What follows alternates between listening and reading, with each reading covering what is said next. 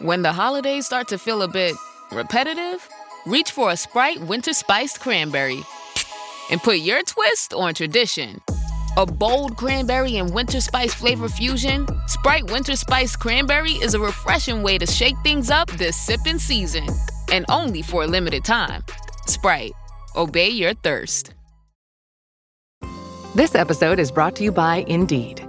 You're ready to move your business forward, but first, you need to find the right team. Start your search with Indeed-sponsored jobs. It can help you reach qualified candidates fast, ensuring your listing is the first one they see. According to Indeed data, sponsored jobs are 90% more likely to report a hire than non-sponsored jobs. See the results for yourself. Get a $75 sponsored job credit at Indeed.com/podcast. Terms and conditions apply.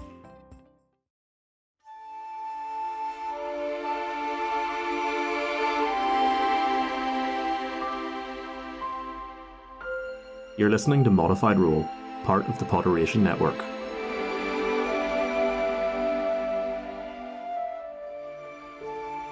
Twilight. It is the day after you have been to speak with the king, and you have returned to the manor that you've been gifted for now, and you cleared out the mephits and brought in the goblin cleaning crew. You have settled in for your first night proper. What is sort of Twilight's thoughts as you're like preparing your bed for the first night? Like here fully settled in? I think mostly, holy shit, we've got a house. Fair. And then after that, kind of just laying out little trinkets around the room. And I'm going to settle in and read some of my smut book. You took no time at all to squeeze that in. You spent a bit of time reading the book, getting yourself settled, and you eventually find yourself drifting off.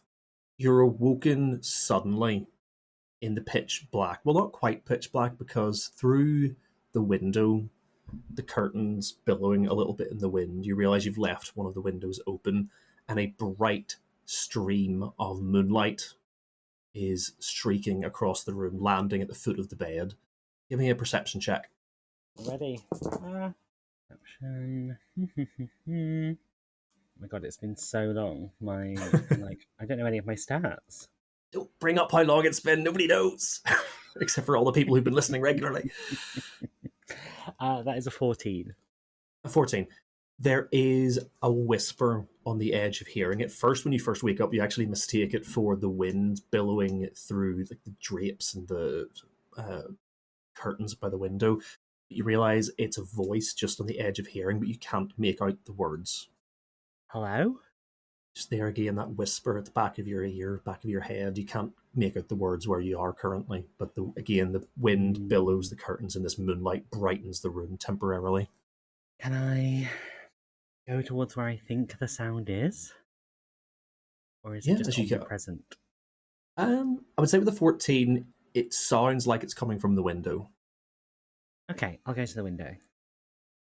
The second you step in front of the window and that bright white moonlight hits you, the whispering, almost like somebody has like turned up the volume, immediately becomes a clear and sonorous voice, a woman's voice, and one that you've heard several times before. Twilight, attend my temple. There is a mission you must complete there. And then the voice fades. Shit. Okay. So I gather all my things and go to the temple. I do like the idea of somebody getting a message from their god and their first reaction being, shit! So you gather up all of your equipment. I'm assuming you're taking all your adventuring gear. Yeah. Cool. Are you quiet when you try to leave the house? I'll try, but I'm in, chainmail, so I may be clanking around. That's fine. Give me a stealth check at disadvantage, just to see if you wake anyone else up. Off to a great start, guys. That would be a 4.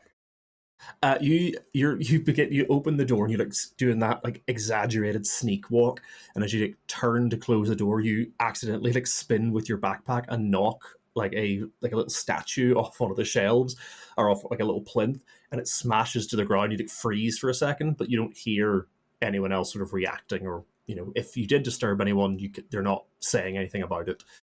Okay. I'm assuming you don't stop to check and you just head off. No, I just keep walking, but like Pink Panther tiptoeing, trying to, even though I'm jingling the whole time, just try to get out. Excellent. Well, you leave. You also very quickly realize that you've not, since arriving, not bothered to ask anyone where the temple to Selune is. Shit. Again. But give me another perception check, this time at advantage, as you leave the grounds that you've been sort of temporarily been using. Natural 20. Hey, there we go. As you step out of the grounds and spin around, you realize that the moonlight through sort of like a, not quite a sunbeam, but like a moonbeam from the cloud cover has drifted over the city, and you see it illuminating a spire of a temple in the distance. I do a little finger guns at the sky. Finger crossbows. Pew pew. Yeah. We have a sticker. You, I'm assuming, begin running towards the temple. Yeah, I guess run as much as I can. I mean, you walk. I just assumed that Twilight would be quite excited about this. Walk. Yeah. I don't want to draw any attention, so it's like the kind of walk when you need to wee, and you're like. Perfect. You begin heading towards the temple. The city is quiet, but this being a major city, there's still people out and about. Some people have jobs that have to be done in the dark. But otherwise, you're not accosted by anyone. Nobody stops you. You maybe even pass a couple of members of the city watch who are doing their rounds for the evening. But you get there, and you see that this being a temple to Selune, it tends to have all of its worship at night. You even see a couple of people from the city, just members of the populace, just sort of coming and going, not necessarily even members of the church itself, but just people coming to worship, because for Selune, the worship is conducted under the view of the moon. As you approach, are you doing anything specific, or are you just walking inside and hoping to find someone to point you in the right direction? Yeah, so I will slow down, look less harried, and kind of put on an air like I'm supposed to be here, because I'm covered in moons and stars. I look like a Selune kind of gal, so I'm just gonna walk with purpose. Perfect. You step through these large ornate doors inscribed with very similar motifs to the clothes that you're wearing, with the stars and the moons sort of in full flow here. You also see they bear the semblance of who you've come to know as the imagery tend to be used for Selune, this beautiful, serene woman's face surmounted by the 7 stars and the moon. And as you step inside, there are alcoves with candles lit and large mirrors allowing the moonlight, or mirrors, large windows to allow the moonlight to stream in. You see in pews, various people have stopped to offer up prayers or worship, or in a few of the alcoves, you see people even offering up offerings in little, trying to get the word now, but little bowls for burning small offerings. But the thing that takes your attention almost immediately as you scan the room is near the front, by the altar at the front of the church, you see a group of people who are mostly, quite clearly, dressed for adventure. I say adventure, they're all wearing the attire of the church. They wear these beautiful blue and white cloaks over their various adventuring gear. You see a very tall, exceptionally tall, 6'3", broad, muscular man with this shaggy black hair, not quite mutton chops, but very heavy sideburns, like almost coming down off the side of his face. Very heavy, thick beard, sort of coming down. He's sort of partially turned towards you, so you can just make him out in profile, but there are 3 people wearing the cloaks over adventuring gear with their backs currently to you, who are all stood at the altar looking out towards you. A tall, I would say beautiful, handsome maybe is a better word, woman dressed in the attire of a high priestess. And you can see they're all in the middle of a conversation. And as you step through the door, their head, not like whipping around in shock, but you see as soon as you step inside, they like turn their attention to you.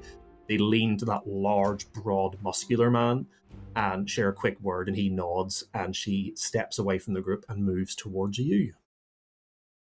She walks down the central aisle, and as she approaches, there's this very soft smile on her face, and she reaches out a hand towards you to take yours and says, "You must be Twilight." Yeah, how do you... Hello, yes, I'm Twilight. Who are you? Yes, we haven't had the pleasure of meeting yet. My name is Lune. I am the High Priestess here in the church in Belgravia. Our Lady Selune has told me that you'd be attending this evening and accompanying our group on their mission. Oh, okay, she didn't tell me that, but let's go. Her messages are often brief. Come, I will introduce you to them. And as she steps towards the front of the church again, you see these three people in clearly adventuring attire are talking to this large, broad gentleman who, now that he's turned a little bit, you can see is wearing heavy plate armor underneath his cloak. And as you approach, he turns, and you can see him as he looks directly at you. As this man has turned to speak to this group, you can see that he has turned. You can see more of his features. He has this gruff, chiseled face, clearly worn through years of battle. But specifically, as he turns directly to look at you, you can see a large scar that cuts across from his forehead all the way down to his cheek, straight across one of his eyes.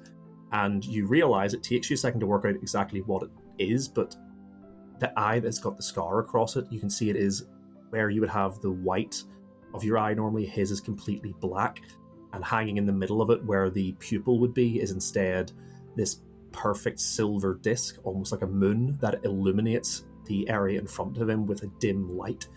And as he turns, "You must be Twilight. I've told you're heading out with my subordinates this evening." Sorry, I have something in my throat. That's in character, by the way. Subordinates? Is that... Are we using that word in this... Anyway, yes, I think I am. Just an arch of the eyebrow, what else would you call them? He turns, "Yes, let me introduce you." And he turns, sort of gesturing to the side, and we will start with Cyrith. Sophie, can you please describe your character for us? Of course, yes. So as you look over, you see this rather young-looking elf. She's tall, but, all limbs. She has this cloud of auburn curls with sort of brine stripes interspersed. She's got a mischievous grin and a little twinkle in her eye. And as you look over her, she winks at you slightly. Pulls her cloak to the side, and you can see a bow strapped across her back, just hidden. And as she sees you looking, she goes, "Hi, I'm Cyrith, but you can just call me Cy, everyone does. Apparently it's the sound everybody makes when I start talking." And for Don't our look listeners, so scared. For our listeners' benefit, what class is Cyrith? She is a fighter. Lovely.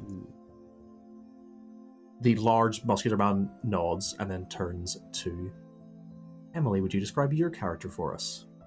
Yes, so you see this very small little gnome, but she is stocky.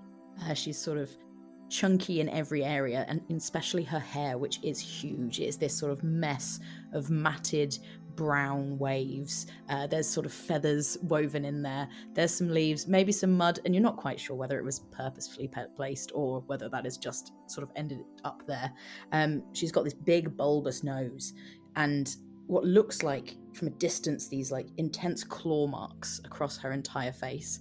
But if you look at her longer for a couple of seconds, you will realize that they're drawn on. And she just has this huge grin on her face and turns to you, goes, "Hello, I'm Winnie. It's nice to meet you." You've given her a lisp. Yes? What's wrong with that? Brilliant. It's lovely to meet you. Hi. Hail Selune! And then she'll do a little like crescent moon shape on her forehead with her hand. Yes! Oh my god, Twilight will reciprocate in kind. Twilight, you have yet to see anyone else do this. Finally, I've adopted it for now. I'm a druid, in case anyone was wondering. Oh, sorry, yes. Winifred the Druid. And finally, Jess, could you describe your character for us, please?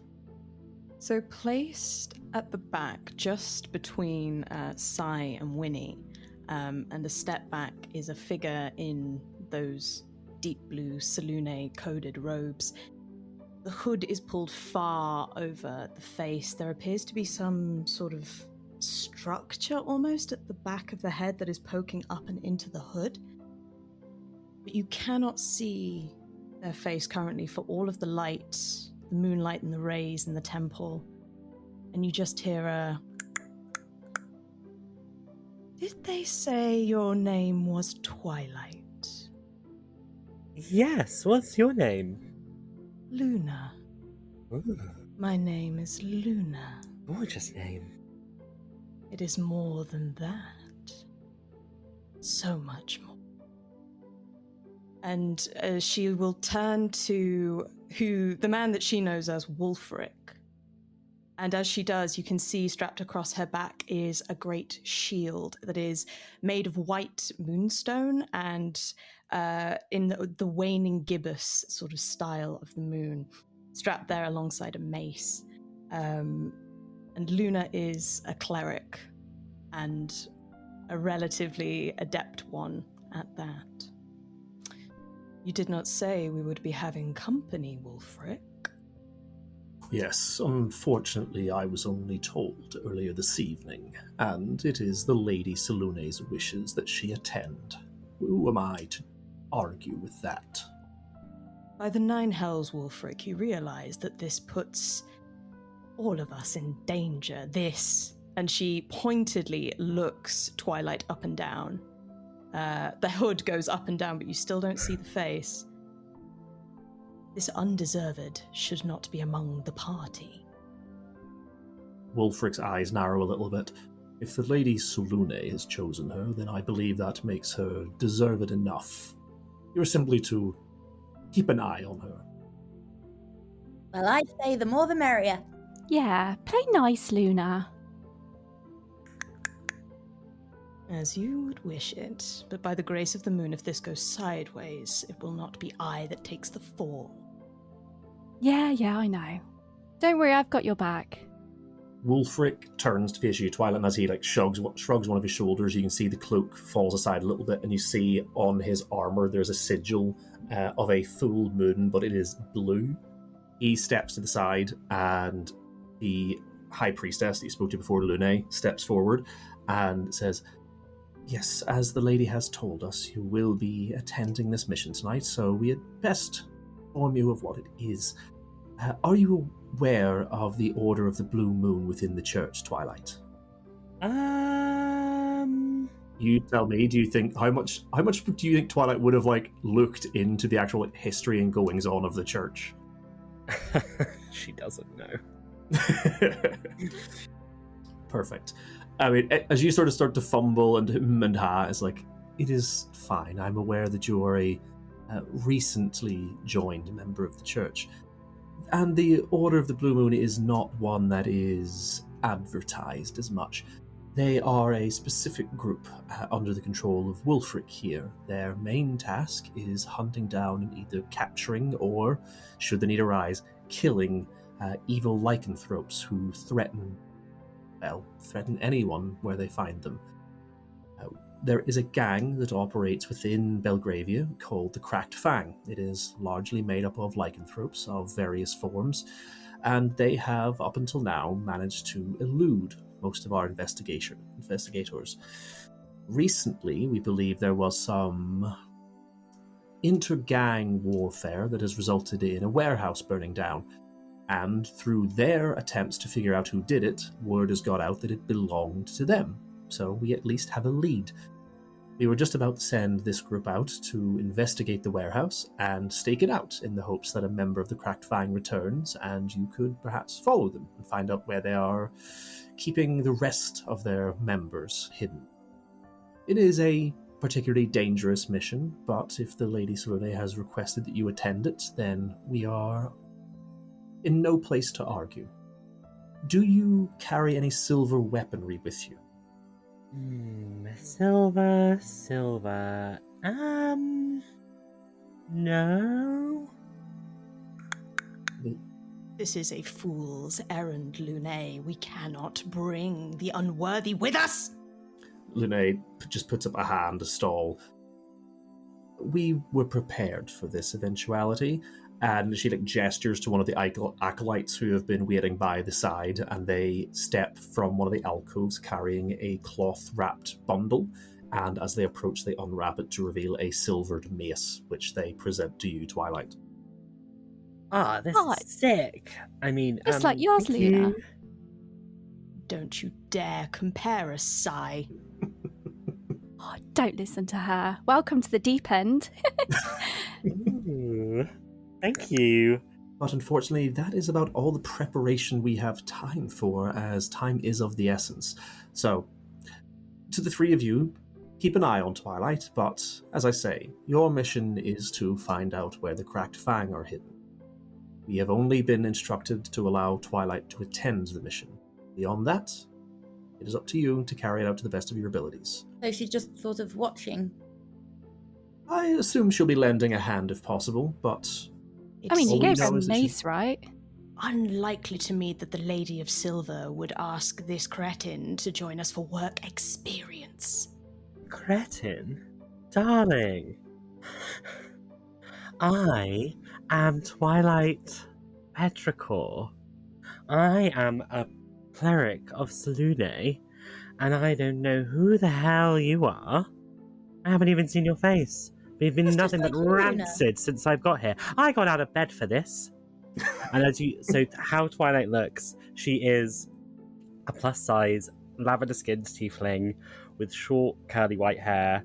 And as she says this, her glasses, you realise, are crooked. And her hair is definitely not brushed. And her things are slightly askew. And she's like, and I'm here because my goddess told me to be. So I'm just going to do what I need to do, whether you like it or not. At this, Luna reaches a hand up, but you realize suddenly in the moonlight and in those silver rays, it is not a hand, it is a talon, long, black, and curled. And it pulls at the back of the hood, and as it does, a beak, long and sharp, protrudes out of it, and suddenly the big black eyes of a Kenku are staring back at you, the nictating membrane flittering across both as she regards you. If you are a cleric of Selune, name me but three of her names. Go. Maiden, Mother, and Crone, bitch. You can actually see Lune, the high priestess, does she has to put one of her sleeves over her mouth to stifle a laugh. Wulfric has no such compunction and just I like this one. You are all fools. But fine. Let us bless her with this mission that Selune has bestowed upon us. Petrichor, you are unworthy of the name.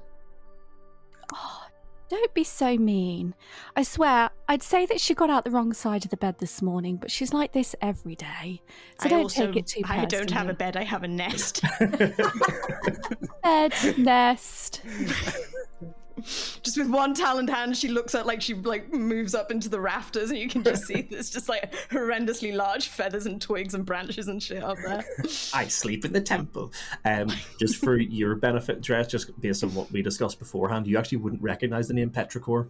Oh, I wouldn't recognize Petrichor. Okay, in that case, just yeah. You were just being mean for the sake of being mean. Yeah, that's fine. It fits. Excellent. With that, there is no more information provided. Wulfric just sort of shoos you all along. As try to return before sun up. Okay, Wolfie. There's Twilight. a very, very visible eye roll if you call him Wolfie, which is exacerbated by the fact that one of his eyes gives off light, so it's just this like searchlight doing a circle in the room. Luna does like the most ostentatious, like low bow, as much as like Kenkuishly possible, and like beak in between the legs, and then is back up, and then moves out to like does not acknowledge Twilight as she storms out. Essentially, Winnie watches Luna do this and does exactly the same bow, but then walks up next to Twilight. So Twilight, what kind of were thing are you?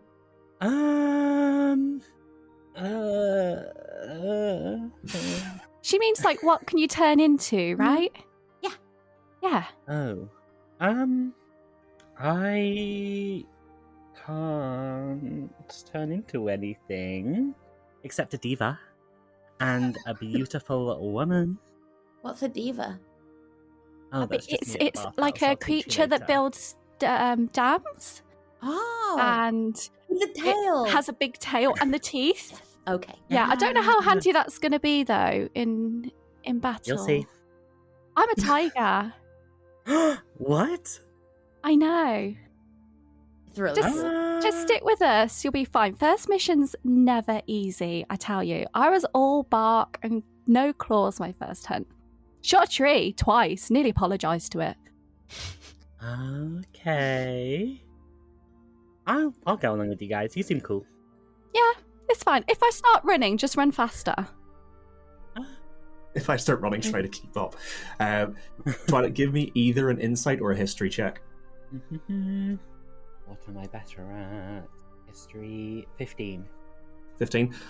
With a history of 15, like you say, you probably didn't do a lot of like actual research on the church, but maybe through like travels, you know, when you've told people that you were like cleric of Selune, maybe you've heard from different places.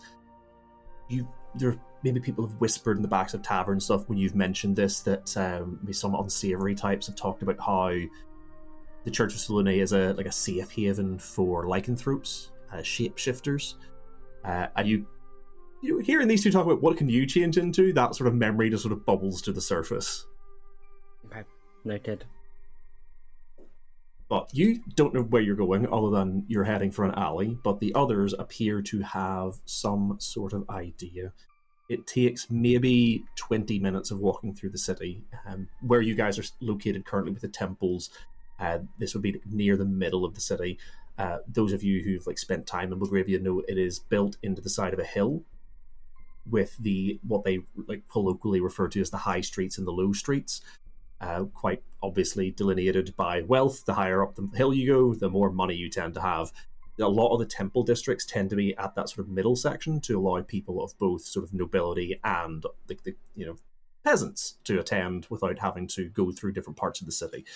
But you travel maybe 20 minutes downhill towards one of the sort of warehouse districts near the docks, and with the directions you were given, you are quite easily able to find a partially burnt down warehouse. You see it, you know it's coming up a couple of streets away. How do you guys wish to approach? I think Luna, in her self-righteousness, would have taken point. And how, there are people moving about? Is it busy? Yeah, like I say, it's not busy. It's still the middle of the night, well and truly 2, maybe 3 o'clock in the morning. Okay. So there are occasionally people who still have to do work at this time of night. And again, every so often, there's just a member of the watch who, whenever he sees 4 heavily armed and armored people coming along, will take a moment to be to inspect you guys. But once they see the symbols and for the 3 of you, the symbols and essentially the insignia of the Church of Selune, they could sort of give you a look, but they're not going to stop you. They'll know that you're on church business. So you're clocked by a couple of members of the watch, but otherwise nobody stops or accosts you or seems to be following you as far as you can tell. In which case, I'd probably say Luna is approaching confidently. Strutting. You know when you hear a bird sort of patting down the street with all the swagger and confidence and very much that sort of crow walk on the back of the Okay, so I'm haunches. pitching in my head. I had honestly, same goose. energy. Yeah, goose. Slap, slap, slap, slap, slap. Winnie will follow behind, but as she does, she will sort of pass a hand in front of her eyes, and I will cast Detect Magic, and her eyes sort of turn into this sort of like moon-coloured white as she looks around. Perfect. Sparkle throughout the night with Born in Roma fragrances by Valentino Beauty. Each bottle holds the energy of Rome after dark. Donna Born in Roma blends luxurious jasmine with rich, creamy vanilla, creating a sensual and vibrant signature scent. Uomo Born in Roma fuses aromatic sage and smoked vetiver, leaving a lasting impression that lingers well into the early hours. Shop Born in Roma by Valentino Beauty now at Ulta.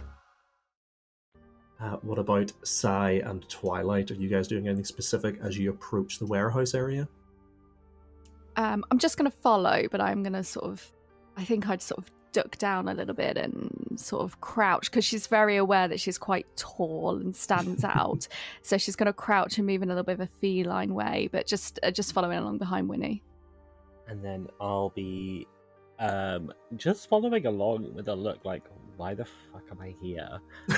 Kind of face, like, what is going on?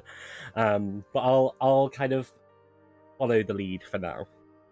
Yeah, and actually, if Twilight's behind me, I'm going to reach my hand back and try and hold a hand and be like, psst, psst. Yeah, you know when you have a buddy at school? Find your buddies. Everybody hold hands while you cross the I'll street. grab your hand. Yeah. I'm trusting. I'll grab your hand. Yeah. Perfect. As you guys get near, you literally get to a point where you can see the warehouse you're approaching. You can see it down between a couple of other buildings. Can I get everyone to give me a perception check? I got a 22. I also got a 22. Bloody Nora. I got a 12. I got a 19.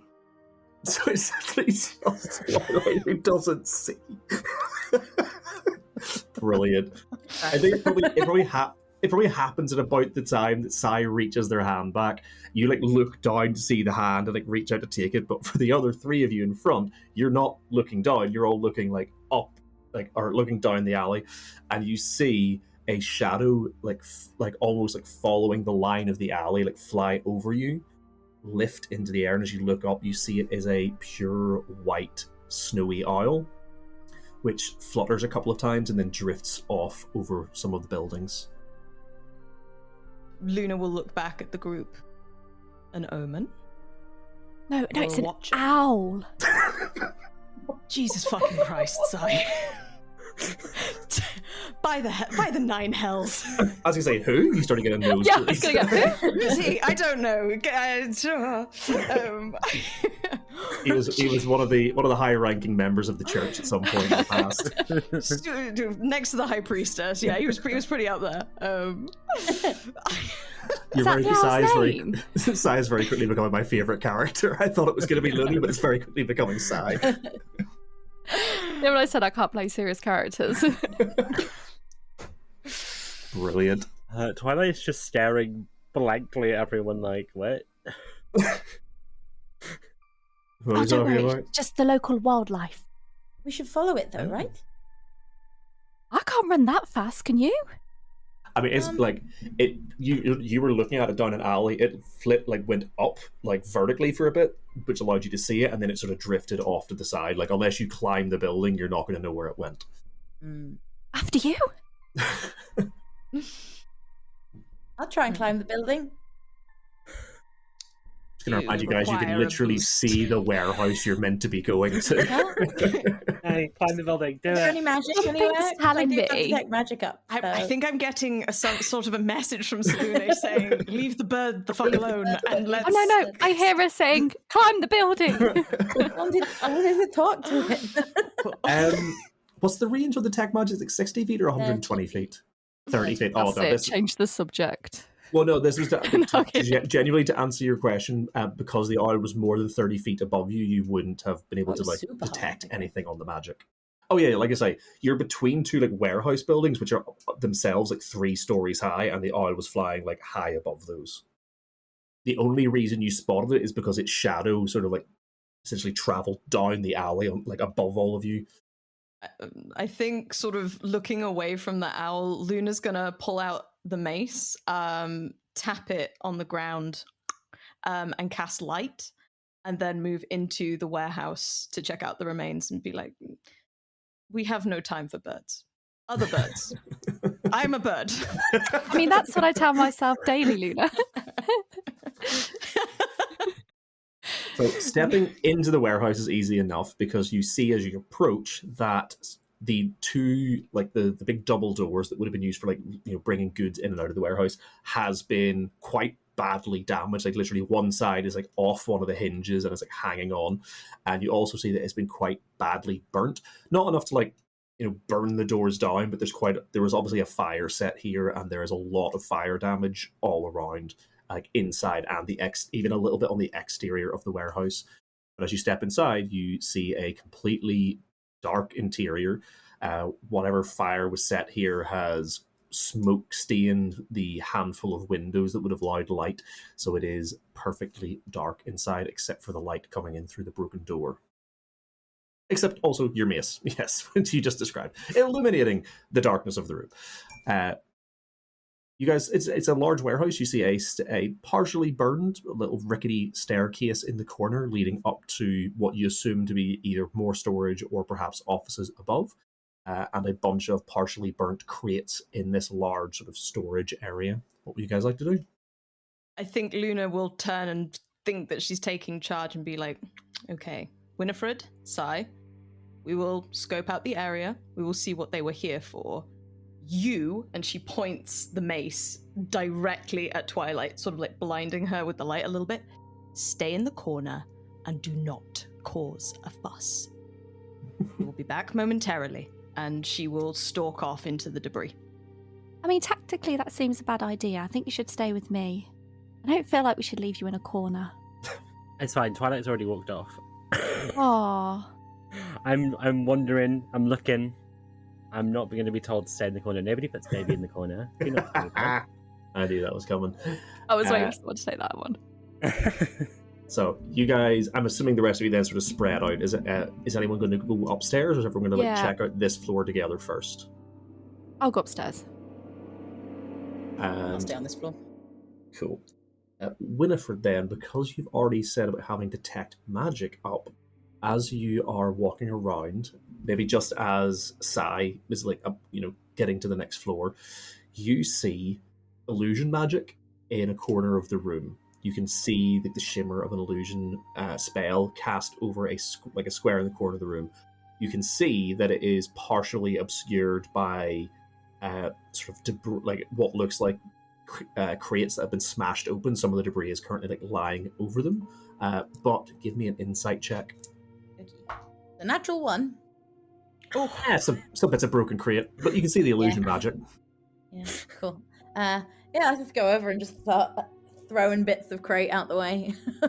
Yeah, Throw in. Sorry. Crash. Yeah. As you get over, you start chucking these bits of crate off of this illusion, and as you touch and inspect the illusion magic, you can obviously not dispel it, but you can now see through the illusion, and you can see that there is a trap door that is hidden by this illusion magic. You can also see, now that you can see the trap door, that there was a lock on this that has been broken. Hail Selune, I found something, everyone. There was there's a trap door and it's broken. So should we go in? Maybe quietly. She suddenly drops to a whisper. After having thrown stuff across the room. Selune be praised. She will be proud of your work this day. I'm going to cast Find Traps and just make sure that there's no booby traps or any bullshit that'll swing out of the walls Indiana Jones style at us. As you do that, Winnie is literally reaching to open the trapdoor as you're casting it. Winifred, wait, Winifred! What have we spoken about? Winifred! Wait for the spell. 3 clicks means wait. Just give me a quick rundown of Find Traps, just so I know what information to give you. Yes. You sense any trap within range that is within line of sight. A trap for the purpose of this spell includes any object or mechanism that was created to cause damage or other danger. that was created to cause damage or other danger. Sorry, that was weirdly placed. Thus, the spell would sense the alarm or glyph of a warding spell or a mechanical pit trap, but it wouldn't reveal natural weaknesses in the floor or an unstable ceiling or a hidden sinkhole. Cool. Based on that wording, you detect a trap on the trapdoor. The trapped trapdoor. It's like Winifred, it's in no! the name. And Luna like swipes in and just pulls her back before she can do so. No! And it's just like holding her up with the two mace classes. Yeah, she's just kind of running in midair. Like, what have we spoken about, Winifred? Patience. Patience is a virtue. Patience is a virtue. Oh, it's just so boring. Okay. Sai, would you have returned downstairs when you heard this commotion, or would you continue looking upstairs? If there's like a way to lean over, I'm just going to lean over and watch them. But no, I'm not going down. Like, this happens all the time. I'd say probably there is. I would say as it goes up, there's probably like a walkway at one, like sort of surrounds the room, and you have like other rooms around the edge, but you can still see over like a gallery almost into the main storage area downstairs. So you can see all of this going on. Yeah, I'm just going to like have a look down, just have a little chuckle at them, like, oh, those guys. They're always doing this. I'm just going to turn around and carry on sort of heading into the upstairs part. Cool. I'll just give you this for nothing. You can see that several of the rooms here have had like their doors like kicked off the hinges essentially. You see some rooms have quite clearly had fires set in them, but it seems to, if there's an order to which ones have been set on fire, you can't tell. Is there any that haven't had the doors kicked down? Are there any closed ones? Yeah, I would say there's maybe 12 different rooms, and like 2 of them haven't been broken into. We're here all day. Okay, I'm going to pick one of the ones that haven't been broken into. Cool, you could try to break into it? Yeah, pretty much. Okay, cool. Give me a strength check to get bust through the door. I mean, I could try the handle first, but... You get the impression that they're locked. Okay. That is a 12. I mean, it's a little flimsy sort of office door. It takes a couple, like you guys downstairs after Luna has picked up Winnie, you just start to hear from upstairs, boom, boom, and then a crack, and when Sigh, you realise that you've like cracked where the like latch would catch in the door, and it's like broken enough that you could like push the door open. Yeah. with everyone downstairs unable to see this. Yeah, it's for my own benefit. It's fine. I will head inside the room. Cool. You see what is quite clearly like an office. There are like several stacks of papers on a desk, as well as like very like basic sort of filing cabinets for storing documentation. Let me have a quick just search around, flick through, see if there's anything that like catches my eye. Go through like the filing cabinets and some of the papers. Yeah, I mean, you pull it open, you start like flicking through, and you can like you're flicking through all the papers, and you can see that most of these seems to be like trading manifestos or records of items that have been brought into or out of the warehouse. Okay. To go through these in more detail would take like a lot of time. So take some of these with you, or this will be what you're doing for the remainder of this section. No. Did you say there was some stuff on the desk? Yeah, just more papers. I'm just gonna grab a small pile because I feel like the most important stuff's probably on the desk. I'm just gonna walk out with it. Cool. You just step outside with a bunch of papers. Well, I'm gonna go downstairs and basically say there's just a load of boring stuff up there, sort of thing. So yeah. Well, I imagine by this point Luna has set Winifred down. What is your next course of action, guys? So how do we fix it? Well, I think we have the perfect tool for that. Twilight. That seems... And as you say that, Twilight comes around the corner. You know, I think a lick of paint and a little bit of like some tables and chairs. This could be a great event space. People love exposed brick at the moment. Oh, I could just see it now. We could have like a little stage. And you found a trapdoor. Mm-hmm. She immediately opens it. Perfect. Oh my god. Luna, still holding Winifred, just steps back. Much to Luna's chagrin, nothing happens. As the trapdoor opens, and Luna and Winnie, who are probably looking for this, like maybe wince, but then like have a look between their fingers. You guys can quite clearly see at the sides of the trapdoor. There were some sort of like little tiny dart trap, but nothing happens whenever the door opens. Must have gone off already. Which may mean someone's already been down there. What must have gone off? Oh, Luna found a trap. Why does she look so sad?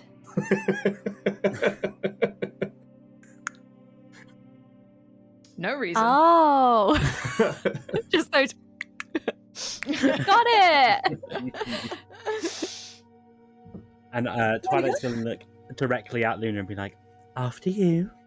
No, after you, I insist. Oh, how about I go? Like Luna is not letting Winnie go. Just go midair. I'm okay now, Luna. You can just pop me down. No, I'll go in and I'll just say, beauty before age.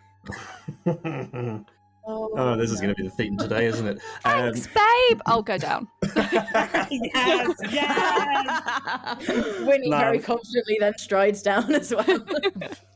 There is a short little staircase, short little staircase that leads down into what is clearly like not part of the original building. This has like clearly been dug out through the floor here, but you can see a very small storage area.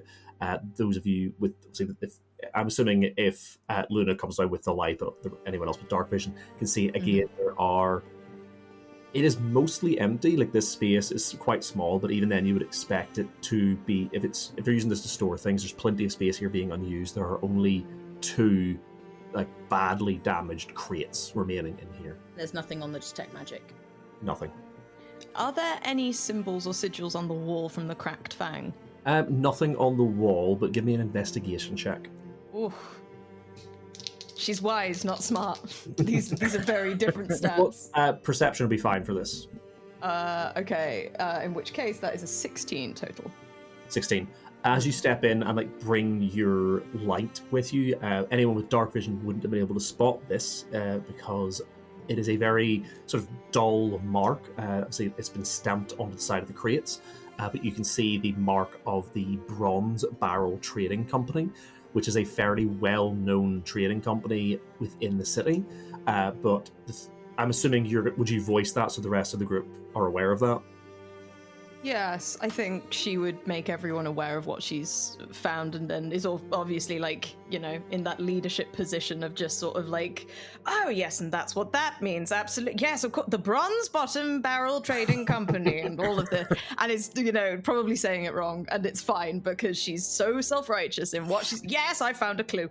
And you said there's nothing in any of these crates. They've all been emptied. If you want to go with, well, they're like broken and emptied, but so the 3 of you can give me a history check, and then the 4 of you can give, well, I'm assuming that having already made the perception check that Luna doesn't want to do this, but anyone who wants to can also do an investigation check. I got a natural 20. I've also just gotten a natural 20. Oh my god! I got a 17. I got a natural 3. Well, that would be, the 3 will be Twilight's investigation check. You're maybe just a bit too overwhelmed. The 3 of you with your history checks, with the 2 natural 20s, you guys would know that the Bronze Barrels are a very prominent trading company within the city. You also know that they have been kicking up a stink recently because they have been the target of various banditry, thievery, and sort of black market trading, sort of either attacking them or undercutting them. And they've been essentially kicking up a stink to the nobleman in charge of the. If you roll natural 20, I need to give you his name. You got to give us everything. Oh yeah, I like the idea that like Luna and Winnie look at one another and we just have that sort of like one brain cell moment where it's like we know exactly what this means. Yeah, and like Winnie will start a sentence and then Luna will finish it, and then she starts one. Winnie finishes the it. Bronze It's like, Barrel Trading Company. They've been the target of many bandit issues recently. Yes, there were so many reports about it because it was reported to the noble whose name was. So the bit I was about to give you was essentially they were kicking up a stink because they don't believe that the Lord of Merchantry, which is a position within the city that is essentially they're the person in charge of making sure that internal and external trade works. They have been like petitioning him to do something about this. He goes by the name of Dante Impeta, Inpeta. and they believe that he hasn't been doing enough to protect them and other merchants within the city from the various criminal gangs that operate in and around this area. He has likewise sort of come back to say that, well, one, protecting people is not his job, it's to make sure that trade actually happens, and two, there's only so much that he does within his power anyway, so he sort of was pushing it back on the merchants to be like, just fucking hire more guards and stop bitching at me. So this has been a big problem recently, and the Bronze Barrels, being one of the more prominent members, have been sort of the target of a lot of the attacks. Can I look at the crates and try and work out how were they smashed or were they flawed? Well, at this point for the three of you, obviously Twilight's already rolled a 3, but the three of you, if you'd like to give me an investigation check. Not particularly. That's not as good. It's a 12. 8. 2. God, guys. Whoa! Yes, we know our history, but we don't know how to look. Really, what you're saying is 12's pretty decent there. 12's pretty good. 12's pretty good. With the 12, you can quite clearly tell that these crates were, whether it was intentional or not, the crates themselves were damaged, which is why they've been left. They have been emptied because there's nothing in them that you can see. But whether or not it was smashed open or whether or not they were dropped or something, you don't know. But obviously, whoever was taking stuff out of here just left them because they were damaged. Okay, so they've just sort of cleared the whole place. There was still plenty of crates upstairs, but this room, the only thing left in here are these broken crates. Did you say it was the bronze bottoms? Bronze barrel. Bronze barrel. I wonder if there's something in here about it. I've got that pack of papers. Can I just see if there's anything that says bronze barrel in the pack of papers I picked up? Yeah, give me another investigation check. Come on. Oh. 19. 19. Oh, by Selune! Yes! You Hail flick through Selune. Well, Hail you're not- Selune! it's not going to be the answer you want, because you flick through these things and you're 100% sure that none of them mention trade with the bronze barrels. You get the impression the reason these are down in the hidden trapdoor is because these weren't part of, legal trade. These were quite clearly stolen. Ooh, I think the fact that they're not mentioned in these papers means it was all, hush hush. Dante and Peta may have been indulging in some untoward business. This does not bode well for him. So the information you have is that you believe this warehouse belongs to the Cracked Fang. So if it does, and you know that they are a criminal organization, you get the impression that they are part of the problem with the they're some of the people who have been attacking and stealing from the merchants. They've been smuggling the bronze barrel into and out of through the trapdoor. Okay. Whether it's got anything to do with Dante and Peta, you don't know. That's the only reason that you know about it, is because essentially the bronze barrels were the most vocal voice, but essentially a bunch of the merchants were petitioning the city to be why aren't you protecting us? Wulfric will be incredibly pleased with this development. We'll be able to go back with a lot of information for them. But for now, shall we continue down this hallway? Twilight, why don't you lead the way? Oh, there's no hallway. This is just a tiny room. Oh, it's just a room. I thought it was right. Okay. No, fine, it's a 30 by 30, not even that, probably a 25 by 25 square room with a stairs going down one side. I also thought it was a corridor. Yeah. Sorry, my bad. Luna just goes, lead the way, and then just points to a wall. It's clearly an illusion. Sure. I don't think it is. And then she's going to climb back up to the warehouse. And it was me hoping you'd run headlong at it. Cool. Just to be annoying, as you guys are leaving, can I get everyone to make me one more perception check? And I will say, Luna and Sai, you guys can roll at advantage. I already get advantage because of the Sentinel Shield. So it's all good. Well, this is wasted on you then. 23. Oh, I thought I did well. I got 22. What are you two doing that you're rolling the same number? You're rolling physical dice. I got a 19 and I have a +4. I also have a +5. Oh my What god. the fuck You have we guys- made? All of your stats are incredible. Mine are awful. I got You were a making 20, a but not character for natural. I'm sorry, what was yours? What was Twilight's? 20, but not natural. God damn it. And size? Oh. Sorry. So what was size? That's my name. Yes. 22. 22. Bloody hell, guys. Everything. We see time and space. Okay, so do you know what? I know how this happens. As you, Twilight, begin to move up the stairs, it was right on the edge, like tucked in at the back of one of the treads, so you didn't notice it on the way down. But you catch, just with your foot, a little glass bottle that just sort of like, because it's just like there's no like guard on the side, it's just a set of steps. As your foot catches it, it spins off and drops the couple of feet to the ground in this room, and you just hear the ting, ting, ting, ting, ting.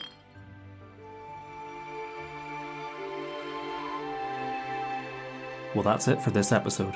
Thanks very much for sticking with us. As always, thank you to Lixie B for our wonderful logo, Jeff for all the amazing artwork he creates that you can find on our online store, wonderful sponsors DN Dice and Arcanist Rum, links for both can be found in the description, Michael Gelfie and Monument Studios for allowing us to use their tracks in our scoring, and of course all of our wonderful Patreon supporters who have allowed us to continue creating additional content for the podcast. Your support means the world to us, and we can only hope that with your help we'll continue to make great content. Well, that is the first episode of our final one-shot recording, and shockingly, this one actually was a one-shot. So I just want to give a massive thank you to our wonderful cast for this recording, which was Emily Bates of the RP Geeks, Jess Jewell of Three Black Halflings, and Sophie of Roll Britannia.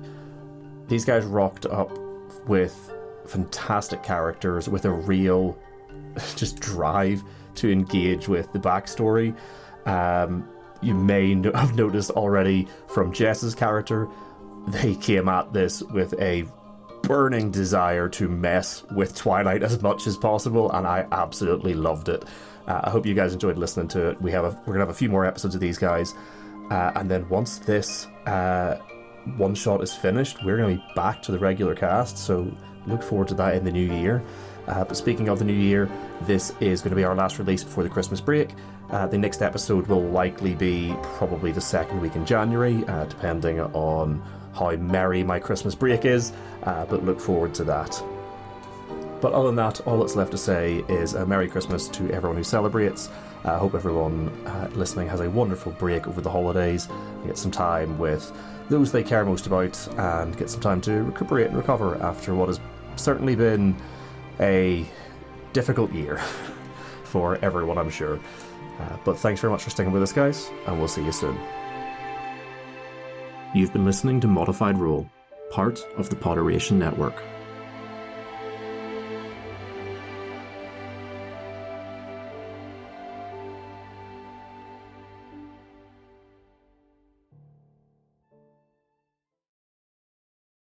Hi there, I'm Hugh from Potteration. If you like today's show, why not check out Dungeons and Dragonfruits, the bizarre, strange, and queer in every sense of the word D&D podcast. Join 5 friends as they laugh, learn, and adventure their way through the weird, wonderful world of Widdershins, where dragons hatch from trees and have adventures of all forms in every shape and size. Available wherever you can get your podcasts.